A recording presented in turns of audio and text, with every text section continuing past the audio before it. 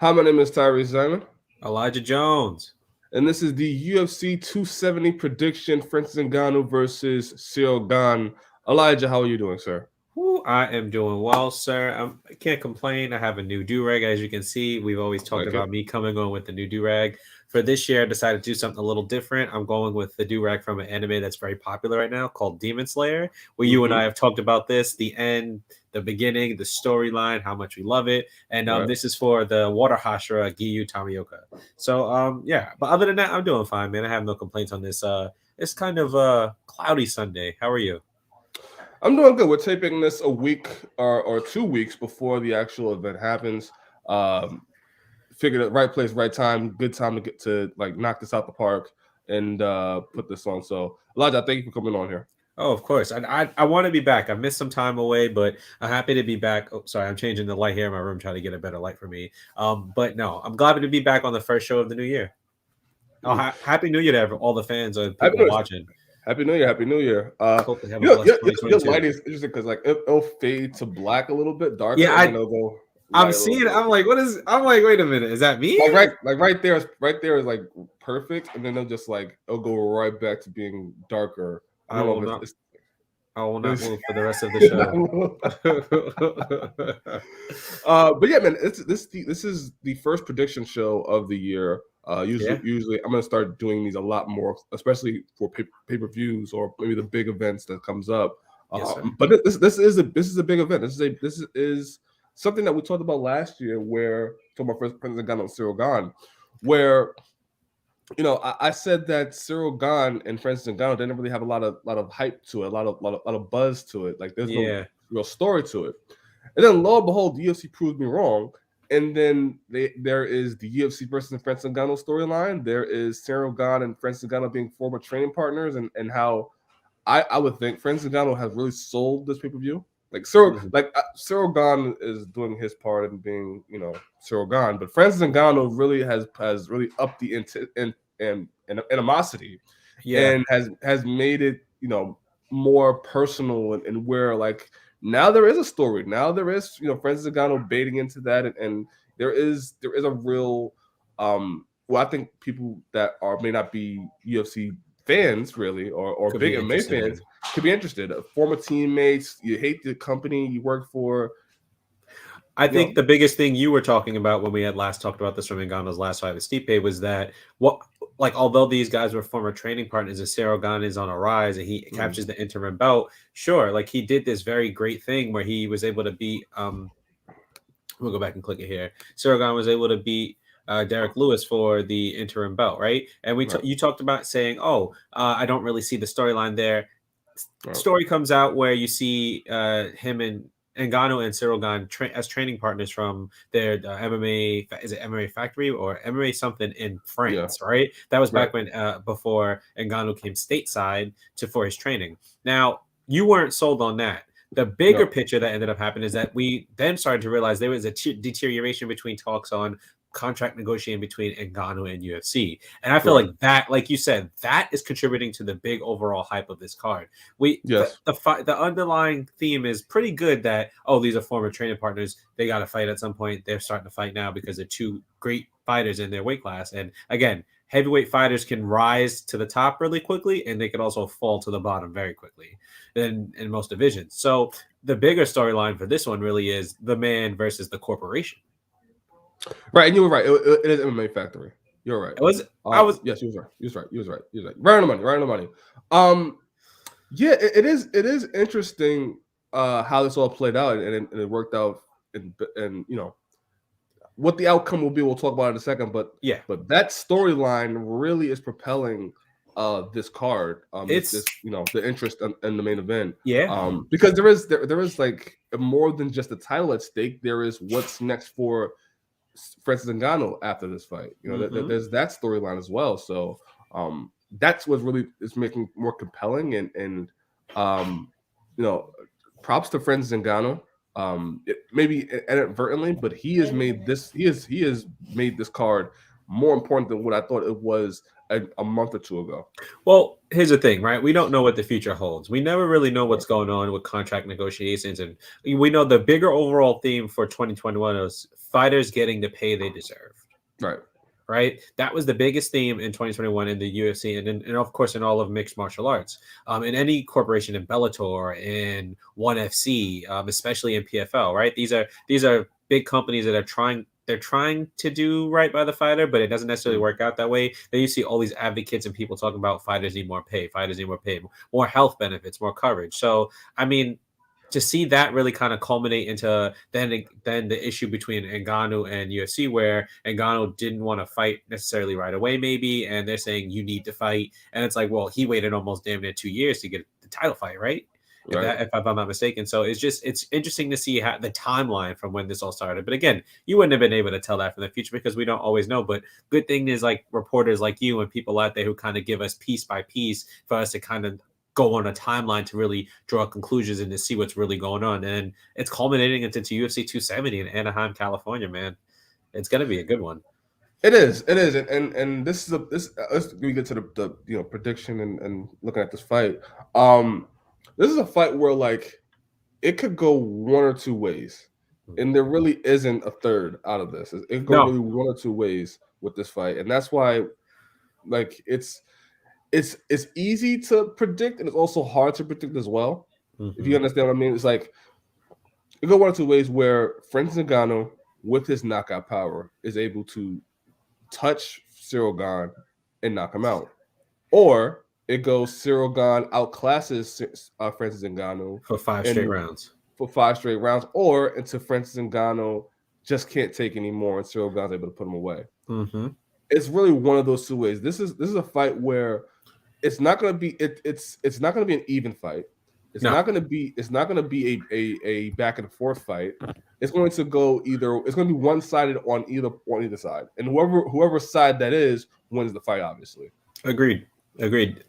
This is guys who have to weigh in at 260 but are allowed to gain 10% of their body mass back at the end of weigh-in. So these are guys who are up. Ciryl Gane may come in close to 250, 260, but Ngannou may very well be 260, 270, possibly even 280, depending on the structure and things like that. So I mean, again, knowing the history of Ngannou, where this guy only really has 3 losses in his entire career, all of them by decision, but the majority of his wins, aside from actually there is no decision win on Ngannou's part.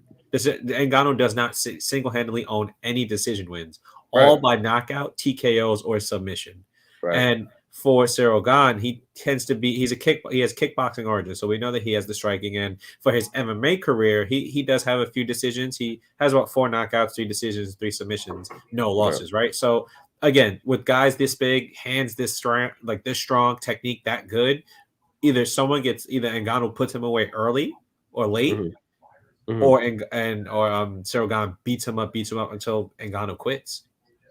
Yeah, and it's not to say that Francis Ngannou hasn't improved. Like Francis Ngannou is those stereotypical guys at heavyweight that has just used his one-punch knockout power, and he has improved his striking. You've seen it over the course of the training camp for Stipe Miocic too. Yep. Where you see him doing more things. You see him, using a jab. You see him wrestling even. Like he's stuffing takedowns. He's involving his game.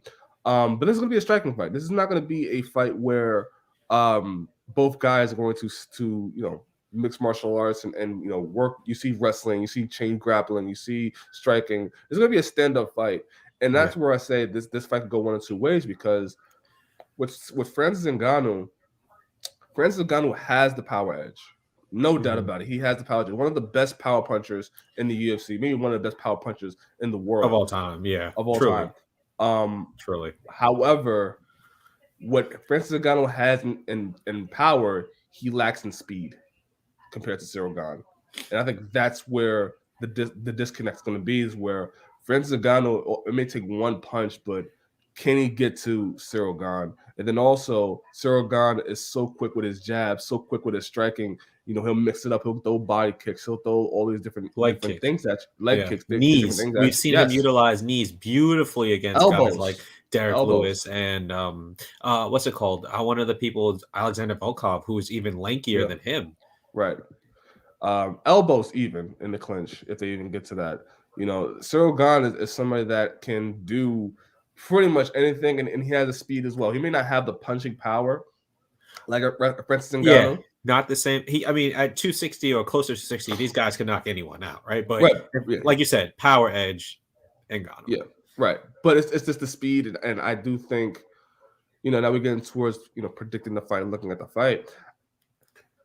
Francis Ngannou is going to have a big hurdle to jump over when it comes to coming to landing on Cyril Gahn, and also having to use head movement and footwork with this, because I do think the jab of Cyril Gahn is going to be a problem in this fight. I think Cyril Gahn can get it done. I definitely my choice. I mean, we're just gonna go ahead and say it. My choice. I'm gonna stick with Ngannou, but Okay. I think Gahn has the best chance out of anybody I've seen so far, aside from John Jones. Right. In the heavyweight division. And it's again the speed as a guy who was well over 230, his speed is immaculate, footwork immaculate, technique immaculate, game plan immaculate, and he's not only able to piece up these guys in the heavyweight division, but he's also able to make them look as if he's had a longer tenure in MMA than these other people. Alexander Volkov, for instance. Alexander Volkov has been in not only one promotion, but two promotions. I believe he was in Bellator before he was in UFC. And Volkov was there also as I think he was almost a champion, or he became a champion. I'm not too sure, but let me double check that now. He might have been, he was actually the heavyweight Bellator heavyweight champion. So yes, Volkov is a two promotion champion. This guy has not only the kickboxing experience, but the MMA experience. Now you're telling me a guy who's kind of newer to MMA, has this long track record for kickboxing, but transitions over to MMA, is able to beat him. There has to be some type of X factor and talent that you're able to use in order to beat a guy like Volkov, who can pretty much beat mostly anyone in the heavyweight division, right? So Gahn has everything to do there, but I think Gahn is so naturally gifted and very talented. He works hard, and he was already better than Ngannou in terms of striking. So I think the shift that Ngannou has made with training like guys like Kamaru Usman, who has that championship mindset, a guy who's been he's been so dominant in the welterweight division. I think having a friend to rely on like that, as well as making that leap and training in Las Vegas, Nevada, under Nick Nixick, a very prominent coach in MMA. I think Ngannou, he's made the necessary adjustments. I think he's going to come in. He's not going to outpace him. That's number one. I don't think his cardio is going to be the same as his, but I think he's going to come in there a little bit more strategic, a little bit more. He's going to try to mix it up. I don't know if that happens. And I think Gahn is going to be on his back foot for most of this fight. So that's what, I mean, he fights great off his back foot, but again, back foot in comparison to pushing forward are two different things. So I think in the end, Ngannou gets it done. Yeah, it's something that I've been kind of weighing and kind of thinking about and trying to figure out how can this fight go. And I think, this fight represents the evolution of the heavyweight division, right? We're seeing, guys that, can cut down to 240. I think, by the way, I think Francis Ngannou is not going to be cutting down maybe to 240, maybe 245. He's coming a little bit lighter in this fight just in case he has to go 5 rounds. I agree. I think the last fight with Stipe Miocic, he was lighter than he usually weighs in. That said, with Cyril Gahn and Francis Ngannou, they both represent this new age where you're seeing them be able to not just be heavyweights with knockout power, but also athletic as well. And that's what makes a big difference. Where with the Cyril Gahn guy, he can strike, he can grapple, he can do all these other things. Got the speed. The speed is crazy. The speed is crazy, yes. But my thing with him is, I don't know how special he is compared to because he's facing these other guys like a Junior Dos Santos, Volkov. Volkov. Volkov is a little bit of that newer age, but also Volkov's also a little bit older. Tall, also very tall for the division too. So sometimes when you're that tall, you kind of it's almost a disadvantage almost. Yeah, being that tall. Look at Stefan Struve. So like and he has wins over Tanner Bozer, I believe, as well. Yep. Which again, you know, Joseph Rosenstruck. We've seen Joseph Rosenstruck. So what I'm saying is like I just don't know how good Cyril Gahn is because he's facing guys that I think are still in the older ages of being a heavyweight in the UFC or MMA, where it's like they rely a little bit on power and don't really have that athleticism to go with it. The two exceptions on that list, Volkov and Rosenstruck, because I do think Rosenstruck, I think he's a part of that new age that you're talking about. I just think these two guys fighting are better than him. I just think that. Rosenstruck's also somebody that is very. If you look at Rosenstruck's fighting style, he's a counterpuncher Very reliant, which is again. So like with Rosenstruck, a lot of his fights is where he'll be somebody that will, you have to come to him and do something to him, and sometimes with that it nullifies what he can do. Yeah, and so he doesn't push forward. Yeah, so a lot of the times where he's usually on his back foot and trying to catch you. But I also see that even though he's a better striker, I also see that in Derek Lewis, where Derek Lewis is somebody that he has to get pushed against. Yes, so that's why I say like he's not somebody like he is new wave, you want to call it that, but also he's not too at the same time. He's on that lower scale. I mean, nothing against the guy. I think he's a phenomenal fighter, but when you look at that top echelon of the heavyweight division, I don't see him there. We'll see what he does. We'll see what he does. He's still early. Yeah.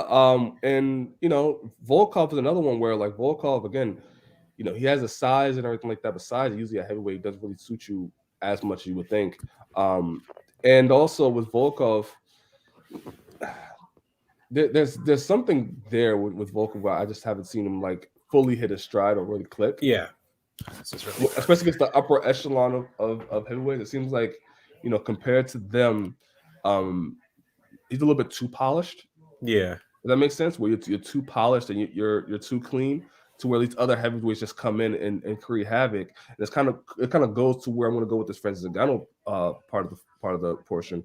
I think I agree with you. I think I have Francis Ngannou winning this fight. Sorry. Yeah. Because I think unlike Volkov, unlike Rosenstruck, unlike these other fighters, I think Francis Ngannou has the power. I think Francis Ngannou has the athleticism, and he is making the adjustments. And I also think, how does Cyril Gahn deal with somebody that is going to rush him? I think with Cyril Gahn is a clean fighter. He's a great, multi-dimensional fighter. But I think that kind of goes out the window a little bit when you're facing a guy like Francis Ngannou, where you're not going to have that room or that timing to land those perfect shots.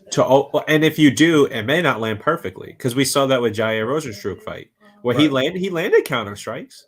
Right. Didn't do anything. Right. And it also has to do with Francis Ngannou. All it takes is one punch. And with somebody like that is constantly getting better at his striking. You've seen him introducing jabs, seen him introducing kicks. Cyril Gahn can't be in these exchanges. And I think that's where like Cyril Gahn is fast. He has a nice jab. Everything is quick with him. Counter hooks, he has all of it.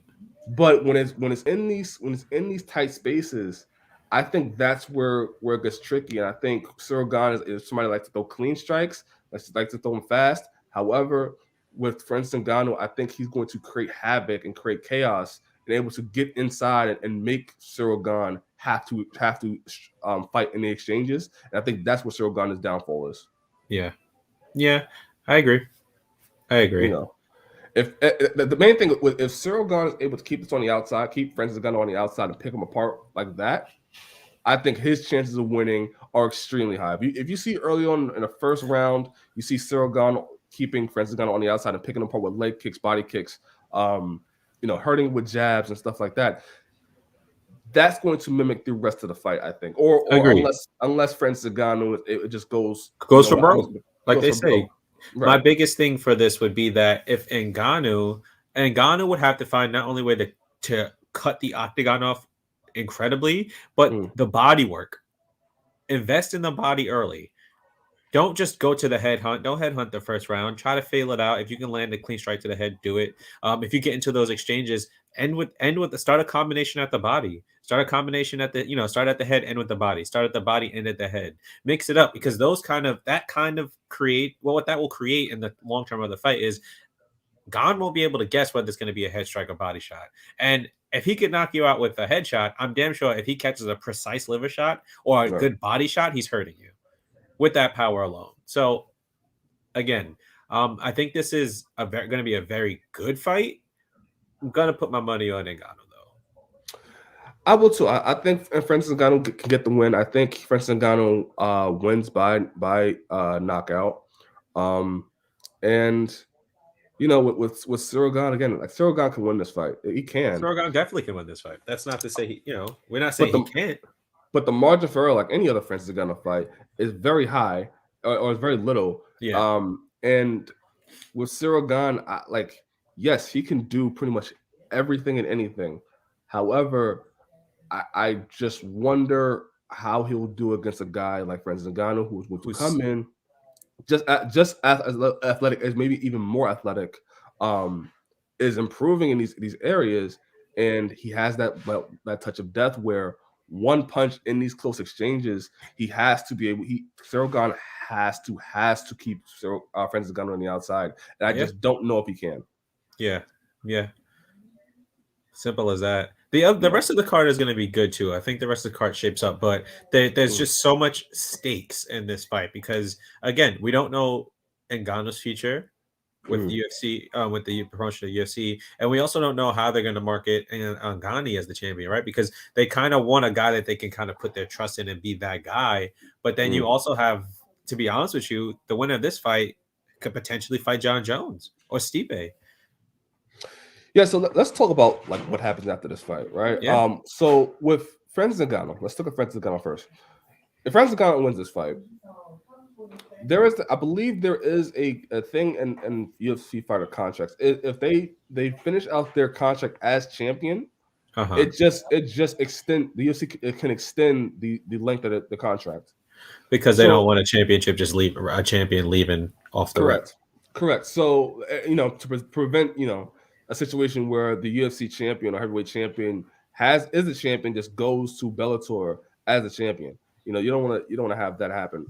So I think the UFC has that within their contract, and I think that was said by, I believe, Bloody Elbows John S. Nash in an article. So if Francis Ngannou wins, he wants to renegotiate his contract. He wants more money. He also wants to be able to do other things and be more active.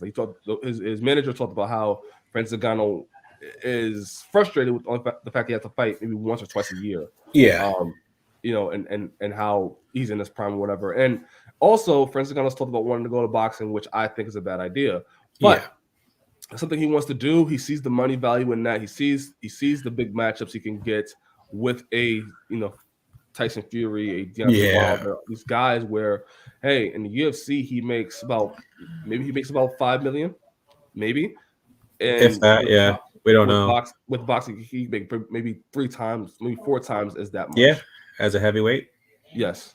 So that's where the talk is coming from, and why he's so interested in doing that. Let me ask you this: do you think so? We have both Francis Ngannou winning. Yep. How do you think the relationship between the UFC and Francis Ngannou will be after this? If he was to win? It again. When we go back to when we go back to fighters having a voice, while some fighters can get some non-championship fighters can get away with saying certain things like that, most of the power, if you're going to have any, does come when you're champion. Because then you can make the argument saying, well, I've done X, Y, and Z to get this. Why can't I have that? Now, with UFC moving in the direction they're doing, where they're not only raising prices and like that, you also notice that UFC is starting to say, well, if you don't want to compete on our terms and our promotion, we'll let you go. So I think Francis ultimately will get what he wants, but it won't be the crazy amount of money from like boxing where it's like 15-20 million a fight. That's not happening. But I think they'll eventually come to some kind of conclusion. And I think Ngannou will probably have 1 to 2 more fights, 3 most in UFC, and then leave. Yeah, I think Francis Ngannou is not going to get what he wants. I think Francis No, Ngannou is not going right, to not off the back. have He's the gonna have to same issue, compromise. have the same issues that guys like Tyron Woodley had, guys like John Jones had, where it's bumping heads with the promotion. Um, I also wonder like what is the better scenario for Francis Ngannou, because if he was to lose to Cyril Gane, let's say he loses by Decision. Yep. decision, right? Let's say it's an even decision, like where maybe Francis Ngannou wins 2 rounds, for Cyril Gane wins 3, right? Yeah. And he was to test free agency after that. I think Francis Ngannou's stock will go down a little bit, but not that much. And I think he'll still have value to his name for somebody like a Bellator or PFL. Yeah. Khabib is starting his own organization. Eagle. Maybe that may Yeah. maybe get some traction. Maybe he could explore boxing even. Like I think I wonder what is the better outcome for Francis Ngannou, because honestly, man, with this UFC situation, it doesn't seem like the UFC is going to relent anytime soon. It seems like they're going to be still stuck on what they want and what they vision for Francis Ngannou. And I think it's only going to be more and more problematic as time goes on. I think UFC has. I think the one thing that UFC has done within the last 2 years, especially during COVID, is they've doubled down on their decision. Yes. It's no longer. It's not. I mean, before, maybe you could correct me if I'm wrong. It seemed like there was a little bit more negotiation or leeway, but Yes. it doesn't seem like there's that as much now as there was before in the past. Or maybe there wasn't in the past, and now it's just coming to light that they really have no negotiation power. But I think again, like this goes to one of the biggest things that CM Punk said. Right? CM Punk said, Mm, "If I'm the champion, I'm the best guy. So right. give me what I deserve. I've beaten all these other people. I deserve X, Y, and Z." Now, sometimes those demands can be way over priced, right? Like that can be they Mm, can be out of blue. But I mean, for Ngannou, like he's beaten Stipe, mhm. he's beaten some other people in the division. I mean, I'm sure they can't give him like 20 million a fight or show or not, or they can probably try to work it out. But They he can. is a draw. He Mhm. without a doubt is a draw. He can also be used to bridge UFC and Africa, right? Like there's multiple routes they can use with him. And because they're not gonna budge, and because they have, like you said, a certain mold of what they need him to be, and he doesn't, Mhm. he's not fitting into that right away. I think UFC will probably decide that he's not worth it. Yeah, and the thing with the UFC is, like you brought up, what really happened is once the ESPN deal happened, when they were on negotiations with Fox, and it was going to be Fox, they were trying to find out a new home. When the ESPN deal happened, they became to do less reliant on pay-per-views in terms of like the pay-per-view buy before used to be okay. Yeah. you know that's us. We get the revenue and stuff like that, and that's, and we're every pay-per-view matters because we're trying to make that money. Yeah. We're trying with to the ES, get with it. the ES, with the ESPN Plus deal, they're getting the money off the top, off rip. Yeah. So it's not as much of a um Dependent. dependent on urgency to make these. That's why sometimes you get pay-per-views that, like, I think maybe in 2019, 2020, maybe you got pay-per-views like Raquel Pennington versus Mena Nunes, stuff like that usually won't sell and won't be as profitable. But Nope. you just put out content, you just constantly put out content, and you'll see the revenue come up because you're getting an ESPN Plus deal. So Because now there's there's less, subscriptions. right. So now there's less incentive for the UFC to try to play ball, and that's why you'll get UFC kind of backing down, or not backing down, but like not Oh, what? relenting on Conor McGregor when Yeah. Conor McGregor wants to make demands, and now UFC says, "Oh, we just move on and do something else." Same thing with the situation right now with what we were saying earlier, but with Henry Cejudo and Alexander Volkanovski. That's another example where it's like any other time the UFC trying to make that work with Henry Cejudo coming in to step up to fight Yeah. Alexander Volkanovski. Now, because there's not much of an incentive to do that, they can do that and it could do well, but because it's not a rush or an urgency to do it, they can go. Hey, we have And they're not Korean Zombie pressed. here. Yeah, they're not pressed Exactly. They're anymore. not Right. pressed to get, oh, we got to have the biggest draws. They're going to get Right. draws regardless because, again, the change in the ESPN deal. Yes. So with Francis Ngannou, man, and the way the UFC has kind of slandered Francis Ngannou in the lead up to this fight. You know, Yeah. with Francis Ngannou is out partying and the way they portrayed him during the Dirk Lewis and Cyril Gane, where he's like he's not a fighting champion, he's out living life and stuff like that. That's very damaging to the brand, and they do that because there's no risk factor involved anymore. Like they can go without Francis Ngannou. Francis Ngannou needs the UFC more than the UFC needs Francis Ngannou. So I don't know really like if the situation will get any better. I think it will actually make it even worse. Yeah. And so that with Francis Ngannou, we're talking about the future. He's in a predicament where, we don't know we don't know how that'll shake out. And honestly, is it better for him to lose? Is it better for him to win? I don't know. It's definitely better for him to win. The bigger question is it better for him to stay with UFC? Well, if he wins, he stays with the UFC. We had that clause, so by that theory. So then he's stuck. He's trapped. So is it better? I'm not saying him to throw the fight, but if the outcome was for Francis Ngannou to lose, is that a better outcome for him to be able to be free and be able to have leverage and be able to negotiate deals and stuff like that, or is it better for him to win and continue to be on this train that is the UFC and negotiation? So that's one of the interesting aspects of this outcome of this fight. I'm excited. I'm excited for it. You got a good fight. It's gonna be a good fight. Deiveson Figueiredo versus Brandon Moreno 3 is on that card. I think because of the results of the second fight, I'm not as interested in the third. Yeah. I think we always talk about this. The person who wins the second fight of a trilogy statistically tends to win the third fight.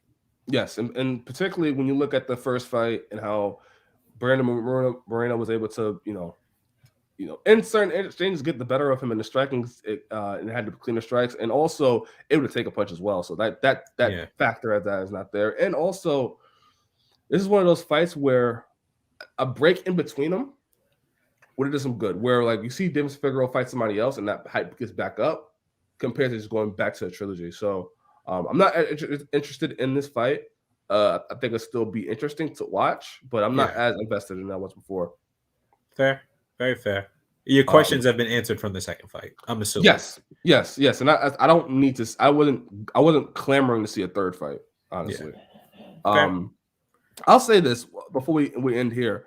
One of the fights I think people should look out for is, I think the second best fight on this card is Movsar Evloev versus Ilia Topuria.